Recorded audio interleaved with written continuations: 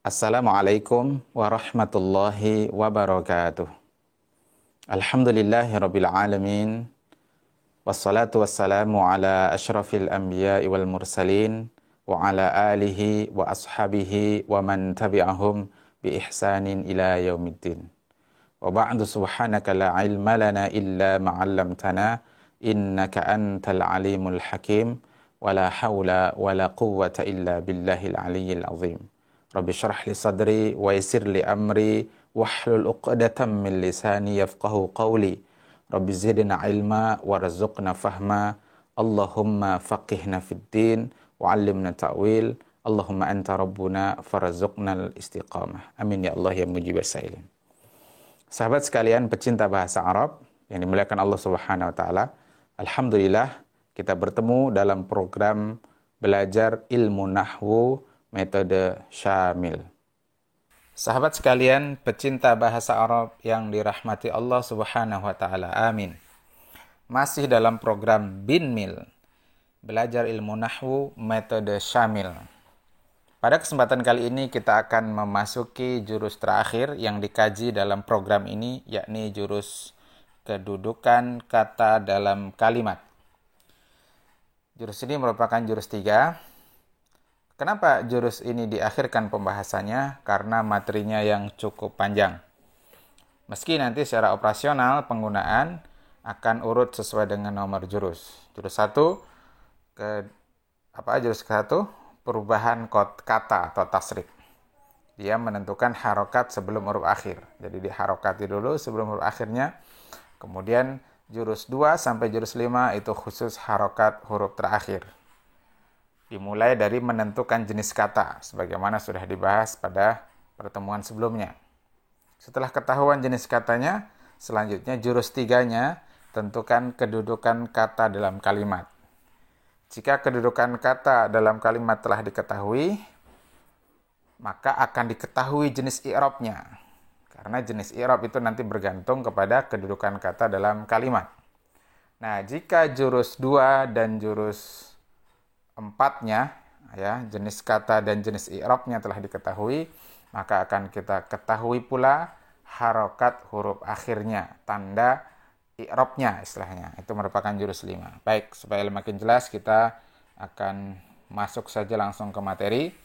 Sebagai pendahuluan, pada pembahasan jenis i'rab, yaitu jurus 4, dan tanda i'rab, jurus 5, telah dibahas tentang sebab marfu, mansub, dan majzumnya fi'il.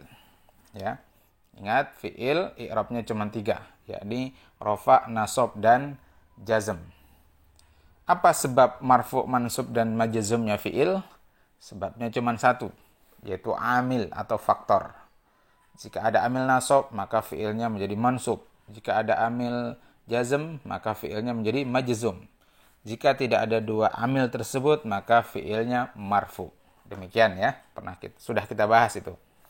Nah, pertanyaannya adalah, lantas apa yang menjadi sebab atau faktor marfu, mansub, dan majrurnya isim? Ingat, ada 3 i'rab pada isim, yakni rafa, nasab, dan jar. Nah, ternyata sebabnya juga cuma 1, sahabat sekalian. Sebagaimana fi'il sebabnya cuma 1, yaitu amil, pada isim juga sebabnya cuma 1. Apa sebabnya? Kedudukan kata dalam kalimat. Nah, kedudukan kata dalam kalimat inilah yang akan kita bahas pada jurus 3 ini. Namun dia spesifik untuk isim, ya, kedudukan isim dalam kalimat, karena untuk fi'il sudah dibahas sebelumnya. Baik, ini i'rab isim.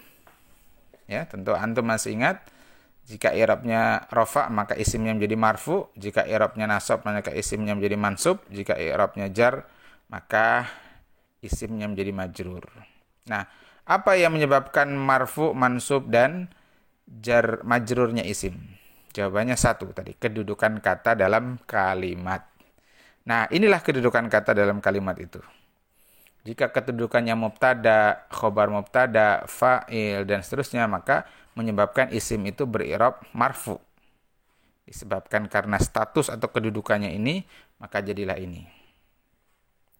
Kalau kedudukannya atau status kata itu dalam kalimat adalah objek, ya keterangan penguat, penjelas, keterangan waktu, keterangan tempat, keterangan sebab, pengikut. Nah, maka menjadikan isimnya itu mansub.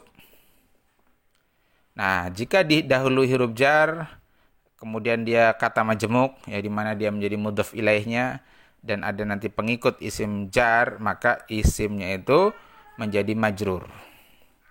Nah, sebenarnya kedudukan kata dalam kalimat itu gampangannya, sederhananya kalau dalam bahasa Indonesia itu seperti subjek, predikat, objek.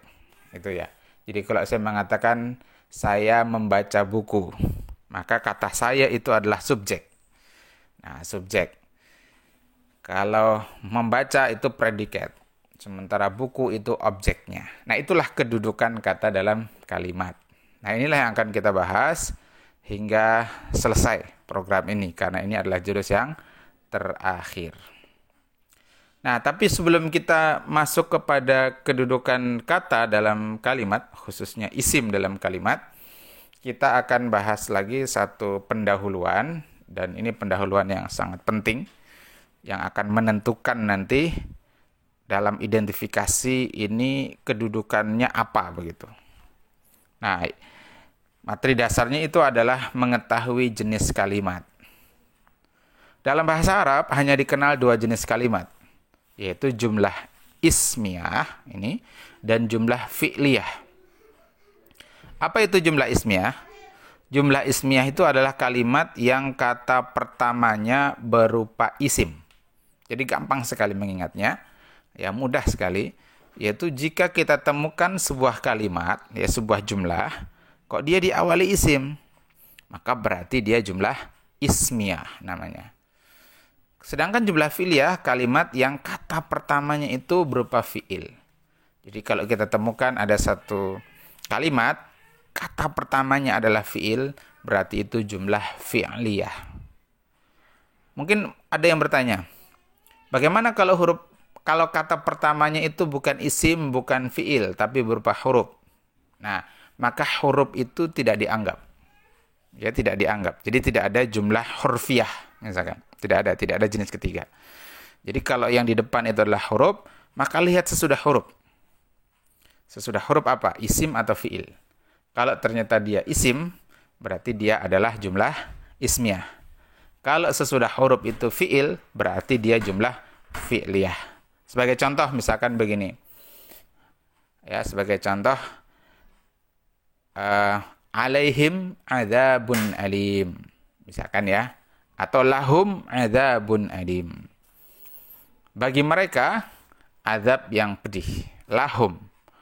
Ya. Lahum itu lamnya itu huruf, tapi sesudahnya isim, yakni isim dhamir. Berarti ini jumlah ismiyah. Kalau yang contoh jumlah fi'liyah tapi diawali huruf, la yaktuba Muhammadud darsa. Ya, Muhammad tidak akan menulis pelajaran. Nah, lan ini huruf nasab. Tapi sesudahnya adalah fi'il. Maka jumlah ini disebut dengan jumlah fi'liyah. Ya, karena huruf sesudahnya adalah kata sesudah huruf itu adalah fi'il. Maka dia dinamakan jumlah fi'liyah. Semoga ini jelas ya. Nah, agar lebih detail lagi, ini adalah beberapa contoh sekaligus pola. Kalau jumlah ismiyah itu susunan kalimatnya adalah subjek, kemudian predikat. Ya, subjek, kemudian predikat. Contoh, huwa maridun. Dia sakit. Nah, ini jumlah ismiyah. Kenapa diawali? Karena diawali huwa. Huwa itu isim. Dan ini predikatnya, keterangan atas terhadap huwa. Di bagaimana keadaan dia, huwa, keadaannya sakit. Nah, berarti ini predikat berupa isim juga yang menerangkan subjek. Jadi rumusnya adalah jumlah ismiyah, subjek tambah predikat.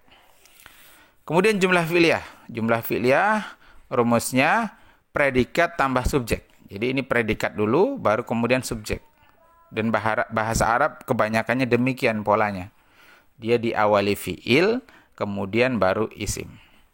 Atau dia diawali predikat, baru kemudian subjek.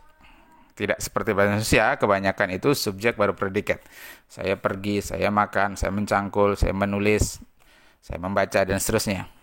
Kalau bahasa Arab justru kebanyakan diawali fi'il, maka jadi kebanyakan jumlahnya itu berupa jumlah fi'liyah. Nah, contohnya kharaja Muhammadun. Kharaja Muhammadun, telah keluar si Muhammad. Jadi kalau kita terjemahkan ke bahasa Indonesia, Muhammad telah keluar. Begitu seharusnya kalimatnya kalau menurut kaidah bahasa Indonesia. Jadi ini ya, predikat, kemudian subjek. Nah, pola lain yang agak lebih kompleks sedikit untuk jumlah fi'liyah adalah diawali dengan predikat. Predikat ini umumnya kata kerja, kemudian subjeknya, kemudian objeknya. Contoh, khalaqallahun nasa. Khalaqallahun nasa. Telah mencipta. Siapa yang mencipta? Allah. Apa yang dicipta Allah? Atau siapa yang dicipta Allah? Manusia. Maka khalaqa ini predikat, lafaz Allah pada kalimat ini subjek atau pelaku, dan an-nasa itu objek. Kalau diterjemahkan dalam bahasa Indonesia, menurut kaidah bahasa Indonesia, Allah telah menciptakan manusia. Nah, maka sahabat sekalian, ketika sebuah kalimat itu ada subjek, predikat, kemudian ini juga ada predikat dan subjek, atau predikat, subjek, dan objek, ini dia dinamakan kalimat sempurna. Atau istilahnya jumlah al-jumlatul mufidah, atau kalimat sempurna. Nah, satu hal mungkin yang perlu kami tambahkan, pada kata kharaja ini tidak ada objek. Mengapa tidak ada objek? Karena memang kharaja itu tidak memerlukan objek. Ketika kita membahas tentang fiil berobjek dan tidak berobjek, ya, istilahnya lazim dan muta'adi, ya, lazim untuk yang tidak perlu objek, maka kharaja ini masuk yang lazim. Ya, sudah dibahas di program Bismil. Sementara khalaqa ini termasuk fiil yang perlu objek. Dia fiil muta'adi. Atau kalau dalam kaidah bahasa Indonesia disebut dengan kata kerja transitif. Sedangkan kharaja ini kata kerja intransitif. Baik, itu saja materi untuk sesi ini. InsyaAllah sangat mudah dipahami. Latihannya, latihan 24, halaman 90. Ini hanya untuk mengidentifikasi mana yang jumlah ismiyah, mana yang jumlah fi'liyah. Karena ini memang materi pengantar ya, materi dasar. Nanti ditambah terjemahannya ya, latihan menerjemah. Ini kalimatnya agak lebih panjang. Tapi insya Allah mudah, tinggal antum gunakan kamus saja lalu terjemahkan. Latihan ya, harus dipaksa latihan. Saya kasih contoh satu, Aliyun min khulafa'ir rasyidin al-mahdiyyin. Nah, ini jumlah ismiyah. Mengapa jumlah ismiyah? Karena diawali isim, yakni Aliyun. Aliyun ini nama orang, berarti isim. Kalau isim berarti dia jumlah ismiyah. Ali termasuk dalam khulafa rasyidin mahdiyyin, para khalifah yang rasyid yang mendapatkan petunjuk. Demikian, semoga bermanfaat. Hadanallahu wa iyyakum ajma'in. Wal afu minkum. Assalamualaikum warahmatullahi wabarakatuh.